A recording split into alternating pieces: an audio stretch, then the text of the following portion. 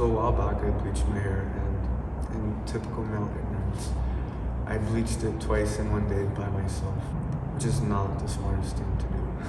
Luckily my hair didn't fall out, but I did end up burning my scalp. Like, seriously burning through it, like the layers of skin. Well, when you burn through that layer of skin, the skin has to heal. And it does that by forming scabs. Now, of course, the fashion nerd within me couldn't help but think of what is probably Undercover's most critically acclaimed collections. The Spring-Summer 2003 show, SCAB. Now, if you're unfamiliar with Undercover, don't worry, because I'll be giving a short background on it. But if you want a more extensive breakdown of the brand, I've left a few links in the description box below that are really great for learning more about it, and its founder, Jun Takahashi. Also in the description box, I've left 2 links to the runway video. There are 2 different versions of it, but I definitely recommend that you at least watch one of them before you watch this video, just so you'll have a better understanding and appreciation for what we're going to be talking about. Alright, I think we can get started. Part 1. Background and context. Jun Takahashi was born in 1969 in the city of Kiryu in the Gunma Prefecture in Japan. Sorry if I'm mispronouncing any of that, my Japanese is not good at all. In his early life, Takahashi was really involved with the punk lifestyle. He was even a part of the Japanese cover band of the Sex Pistols, one of the most prominent punk bands ever.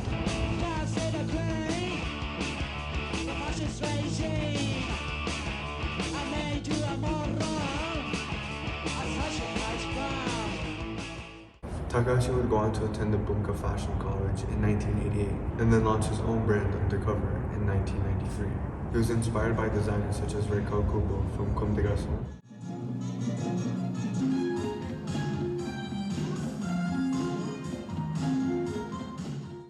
And Martin Marcel.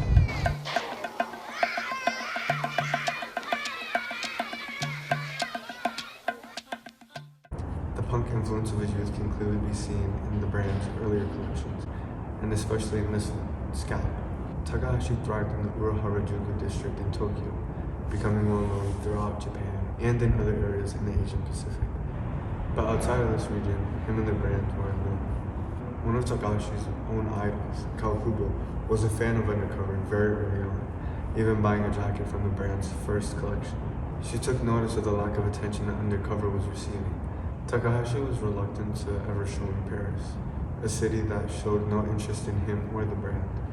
But it was Kubo who helped him reach the conclusion to finally show it in Paris. And his first show would be this one, Spring-Summer 2003. Kubo saw a lot of potential in Takahashi, so she informed the press immediately to not miss Takahashi's debut showing in Paris. And when Reiko Kubo tells you to keep your eye out for someone, you keep your eye out. The woman's a legend in fashion. Nobody was going to question her. Which makes it no surprise that on the day of the show, a lot of retailers, buyers, and media, including Vogue, were lined up outside the venue, ready to see who this designer was that Kubo had hyped up so much. It's also important to keep in mind that the show took place just over a year after 9/11, and that the war in Afghanistan had barely begun. We'll go more into that later, but I think that we're good for now as far as the context and background. Part 2. Inspirations.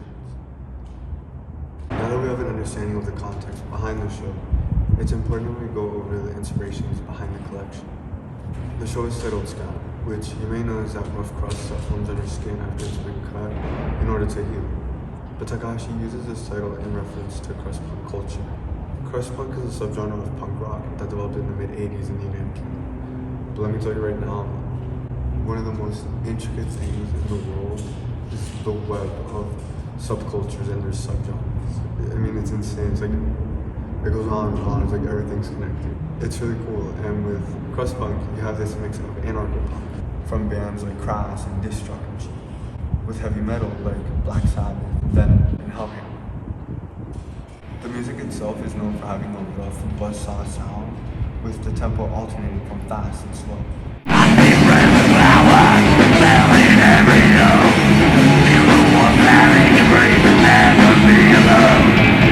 Those two rhythms contrasting with each other to express a lot of its political messages. Just like with many other subcultures, crust punk is political. The music's lyrics are what distinguish it from its predecessors, as they're politically charged, covering topics such as nuclear war, militarism, animal rights, and fascism. I think you'll understand it more from this quote from Malcolm Moody, or Scruff, the guitarist and vocalist from the crust-punk band Hellbastard. He said, "Metal lyrics were so dumb, so far removed from daily life. Venom would go on and on about Satan and bikes, and Satan and women, and Satan. You know what? I never got up in the morning and said, fuck yeah, Satan, let's go and meet my disciples from hell. I'd switch on the TV and know I was going to see hundreds of people dying because there'd been an earthquake in the third world, and all these people starving to death while military expenditures still increased. That was and still is the reality of it. The whole heavy metal thing is just an escape from reality into this other world of, well, bullshit, basically."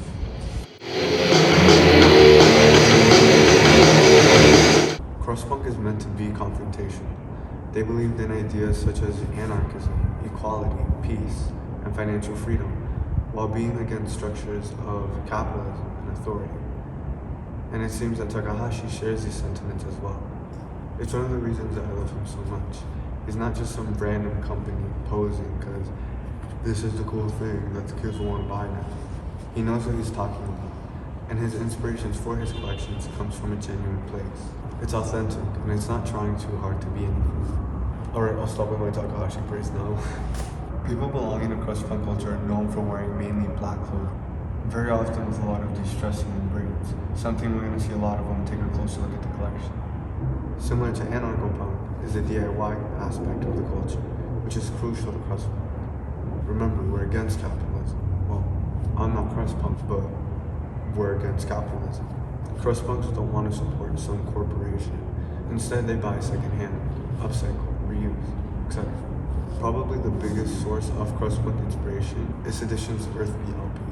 The logos for the A and B side of the album are used as graphics throughout the collection, but the inspiration goes way deeper than just the physical artwork. The sound and themes of the LP are translated into a fashion show, with both having an emphasis on indigenous cultures and tribal aesthetics. Throughout the album, there's interludes of indigenous people speaking or tribal music being played, which contrasts with the sudden punk music. The Undercover team also looked at traditional national costumes, using them almost like blueprints and then remodeling them for the show. What you get is this mash of cultures, punk, ethnic, and tribal, to create this unorthodox political aesthetic for Spring/Summer '03. Even on the invitation poster, we see the Earth B album cover, but more prominently, a woman with scabs on her knee, hinting to what's to come. Oh, and here's a digital copy with the actual invitation for the show. We love you, but not in a weird way, and especially not in the way that we're going to be talking about next. Part 3, Lolita. Lolita, light of my life, fire of my loins, my sin, my soul, Lolita. The tip of the tongue taking a trip of 3 steps down the palate to tap at 3 on the teeth. Lolita. Personally, one of my favorite books ever is Lolita by Vladimir Nabokov. If you don't know what the book is about, it's basically a story that follows a pedophile named Humbert Humbert and his obsession with 12-year-old Lolita. Yeah, that quote you heard in the beginning was a pervert fantasizing about a little kid. Gross. But it gets worse though, because throughout the story we see Humbert commit heinous acts, molesting and raping Lolita, and essentially kidnapping her. The events in the book are not easy to digest at all. It's probably one of the most disgusting stories I've ever read, yet a novel that I consider to be great. For me, the appeal of Lolita is the juxtaposition of the uncomfortable, impulsive acts with the incredibly satisfying, imaginative, and playful writing. It's arguably some of the best prose in the English language, and you find that the writing seduces you. You're drawn in, and it becomes difficult to find your own reaction. You're stuck in the artist's mind, and in this case, Nabokov's. It becomes hard to react for yourself because there's no moral lens. You're forced to see it through Humbert's perspective, and to use his moral vocabulary to justify his immoral crimes, a facade of beauty to hide the ugliness. Nabokov is showing us the mask of literature, almost like a test to see if we can become self-aware and respond for ourselves. He's saying, don't you see how words and writing can mask the darkness? Sure, words are beautiful, but don't let them do the thinking for you. Think for yourself. Become self-aware. That juxtaposition reveals the contradictions in our thinking. Of course, our first instinct is to see pedophilia as evil, and rightfully so. But when he masks it with beautiful prose, we go, wow, this is beautiful.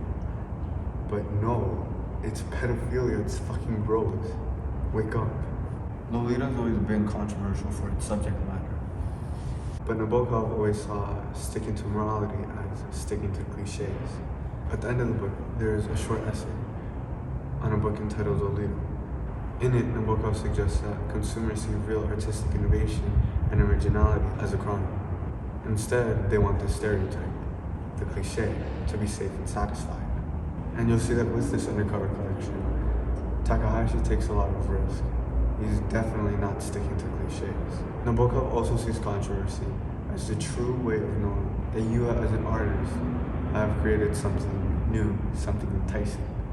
In The Gift, another work by Nabokov, he describes any new genuine trend in art as a knight's move. You see, in chess, the knight doesn't start in a straight line. It moves diagonal. It's an unexpected move that surprises you. In real life, a knight's move frustrates the consumer's expectations. But based off how Nabokov has been describing it, we can assume that it's incredibly satisfying for the artist. To make a knight's move is to disrupt the mainstream, to do something completely shocking, unexpected, and daring. Just what is needed, even though the world may not want it. This is where the parallels between Nabokov and Takahashi become more clear. Part 4, The Runway Show. Spring-Summer 2003, SCAB.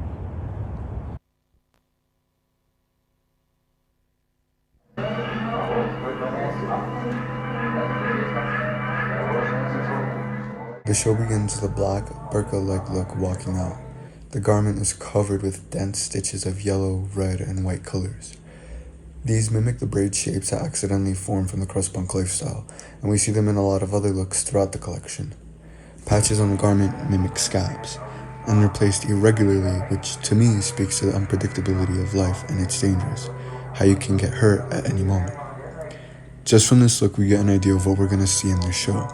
It's punk, yet somewhat romantic.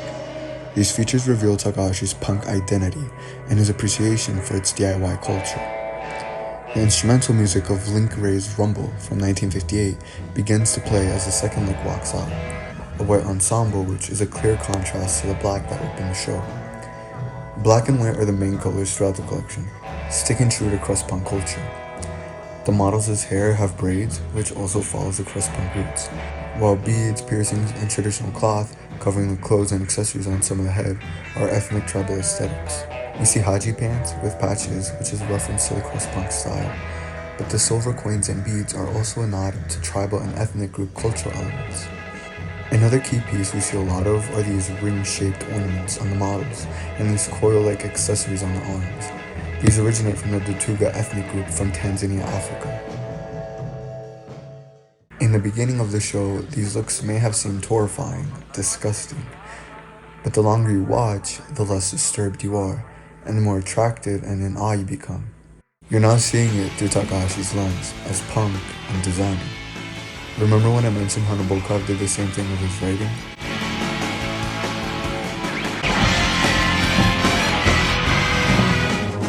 America strikes back. Afghanistan is pounded with bombs and missiles from the air and sea. We are supported by the collective will of the world. And don't forget about the war going on either. There's a heavy anti-war theme that goes on in the collection, which makes sense considering that crust punks held the same ideal. This collection is Takahashi's way of saying, wake up, there's a war out there, there's darkness. We're in this beautiful building, the clothes are constructed with delicate care, but there is darkness out there. Don't be fooled or forget that. Be self-aware. Now, I don't want to touch on the finale just yet. Rather, I want to touch on something I think is important to keep in mind. Takahashi's tie with punk culture. The trousers all come with a little loincloth on the back. Everybody wants to know what that's for. It's just a loincloth. It's just a gesture. In the 70s, Vivienne Westwood defined punk style and fashion, but over the years, she moved on to other influences like Victorian styles and those of a more couture nature. Now in 2002, Takahashi is picking up the torch and evolving that punk style in terms of the fashion world from Westwood's time. He's redefining it and offering something new to the table, which you could see as a Knight's move. But I don't think this is exactly the type of Knight's move that Nabokov had in mind. In the comments section of the SCAB runway film posted by Archive PDF, user Sean Yao commented something that really caught my attention the most. Thanks for this upload. It's always enlightening seeing a currently established designer's work when he is just making his international debut. The amount of effort he puts in to make his mark. The details in this collection are incredible and would be impossible to achieve in today's highly commercialized industry. Interesting. Part 5. Memory.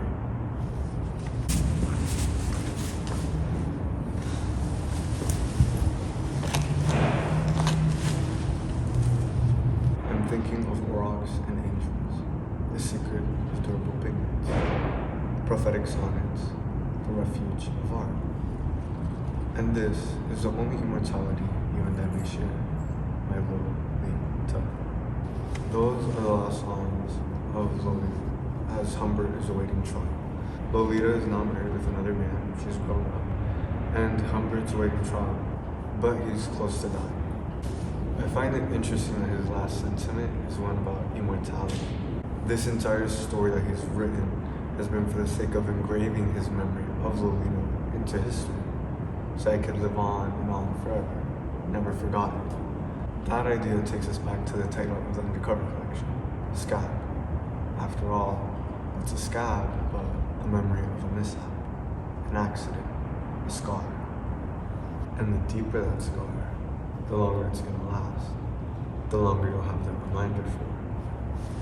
Similar to Oliver Humbert, the art of writing is his way of memorializing his sick obsession with Lolita. The art of designing is Takahashi's way of memorializing whatever it is he wants to say, which you could say is cross-punk culture, but I think it goes deeper than that, and specifically to two things. First is the anti-war theme, which I mentioned is present given the association to cross-punk culture, but it's most evident in the finale of the show.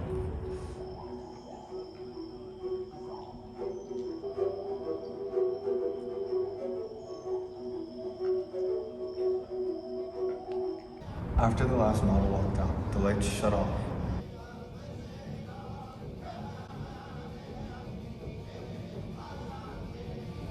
Until the music starts to get louder and accelerates. The song playing is from the Earth Beyond.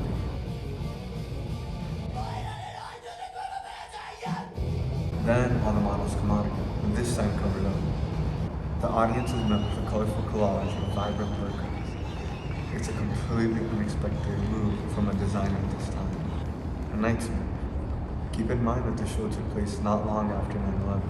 Barely a year since then, and that event saw prejudice and hate crimes against Muslim and Arab people rise to an all-time high. People didn't want to talk about how Muslims, especially Muslim Americans, were being treated. They were all painted as terrorists, and that hateful propaganda only fueled war in the Middle East.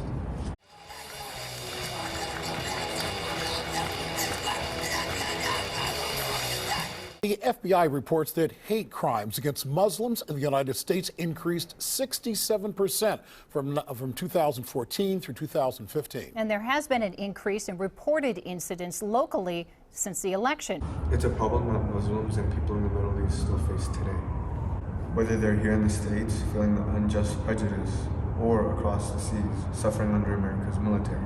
U.S. President Joe Biden ordered airstrikes on buildings used by Iranian-backed militias in eastern Syria. The action was retaliation for the militia strikes in Iraq last week.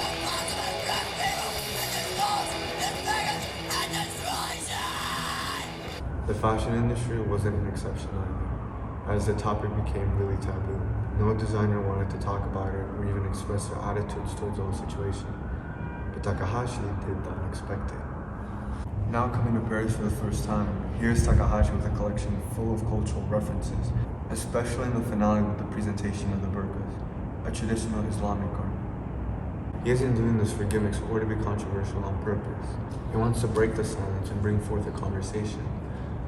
While the array of bright colors speak towards a hopeful future, one away from war, violence, and prejudice. Remember how with crust punk music, the lyrics focus on the shit happening in the world that people want to ignore? Well, Takahashi embodies that in his fashion, as he's doing the exact same thing. Not only showing a respect for the culture and its message, but also showing his approach is genuine. This is what Vogue contributing editor Sarah Moore had to say about the finale. It was just after 9/11, and you have to remember how we all were scared stiff, depressed, sorry, and then fashion circles not talking about it. So when those multicolored burqas appeared, it was a complete and utter surprise. Here was a new young designer from Japan, unknown in the West, who was brave enough to be hinting at a subject no one else dared to look at. It didn't feel like he was trying to court controversy or be shocking for the sake of it though. There was something just coming from a completely fresh, non-aggressive viewpoint. There was something gentle, something odd and mysterious about it. Takahashi didn't intend for controversy, although it could appear that way. But it's like how Nabokov said, controversy is the true way of knowing that he was an artist, have done something new, something enticing. What Takahashi has done is a knight's move. Now I said there's a second aspect to all of this that's a knight's move, but it has more to do with Undercover as a whole rather than just this collection specifically. Nabokov expressed his discontent with the printed word, the writing industry, as he felt it had become lapidary or stone-like. I feel that Takahashi felt the same way about the fashion industry, as it had become stagnant, at least by artistic measures, because business-wise, things were accelerating like crazy. At this point, fashion industry had been commercialized like never before, with businesses and groups buying out independent designers. Some of you may know that around this time, in 2005, Helmut Lang would retire from fashion after having disputes with the product group through a business who owned him. No artist can live like that. Fashion for creativity's sake and innovation was no longer at the forefront, but rather what would sell best. I mean, just pause and read through this image I found while researching for this video. I think it really speaks not only to the anti-capitalist attitude at the core of crust punk, but also with what's wrong with the fashion industry. There's a rise of fast, cheap fashion being mass-produced, garments that are barely gonna last for one season, forcing you to consume and consume time and time again. Undercover's clothes, on the other hand, are meant to last forever. There's this idea of immortality to them, that they're gonna last you a lifetime. It's why you still see pieces from Undercover's archives still being sold to this day. And this goes for a lot of other brands as well. Designers who are putting out great quality clothes to last you forever. For anyone familiar with Tom York from Radiohead, the dude himself said that it's for that very reason that he loves Undercover. Because you're not left trapped in this cycle of trends and consumption. For Undercover to stick to its roots like this, during a time when fashion was becoming more and more industrialized and commercialized, is to me a knight's move. Now, remember that YouTube comment that I mentioned earlier? Well, there was a reply to it from user Hansel Gretel that I found just as interesting. Same thoughts running through my mind. The sheer amount of hand sewn, it's basically haute couture. But surely these torn up, punk influenced clothes can't be considered haute couture. Well, I'd say that's the whole point. And all you have to do is look closer at the details. Part 6, Juxtaposition. Juxtaposition has been the driving point throughout everything we've been seeing. In Lolita with the writing and the content, with the Earth PLP, with the punk music and the tribal audio, and it's definitely in SCAB. The most immediate contrast is in the venue of the show.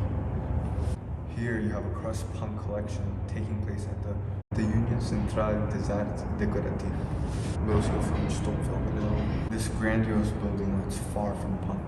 Yet this is where Takahashi decided to present his collection, since he felt if he did it somewhere else, somewhere too underground, not a lot of people would show up. It paid off though because it's a great forewarning of the juxtaposition that we're going to be seeing. Sophistication and deconstruction.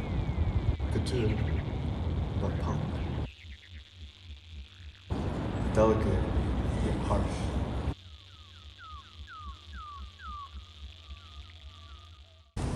Remember some of the details that we covered before. Patches meant to look like scabs, and braids that just come with living the crust-punk life.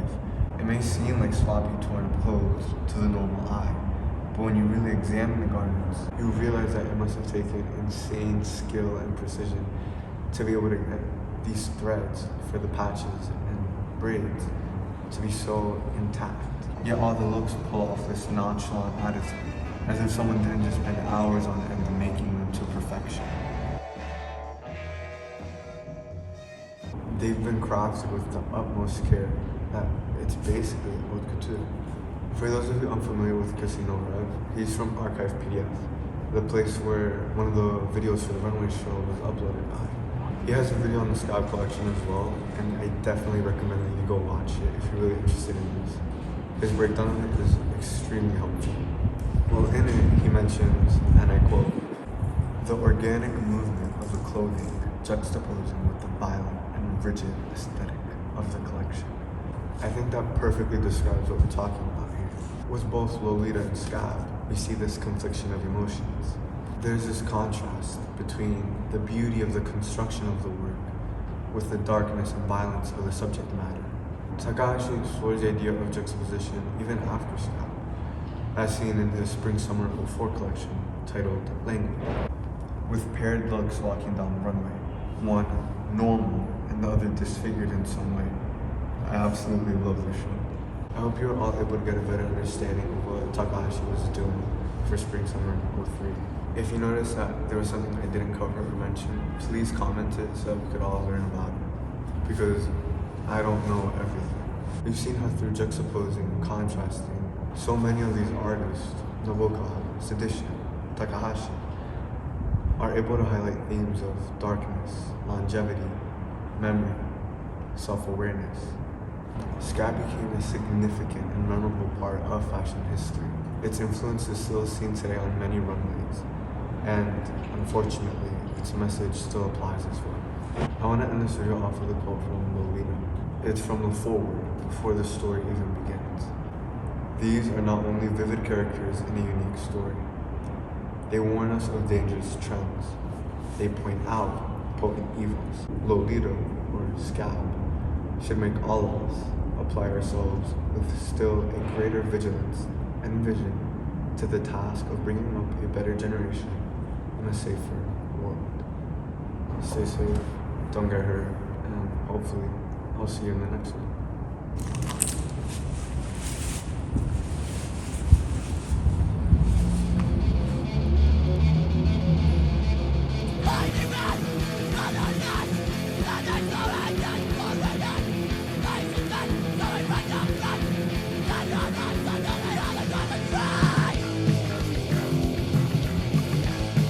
Undercover.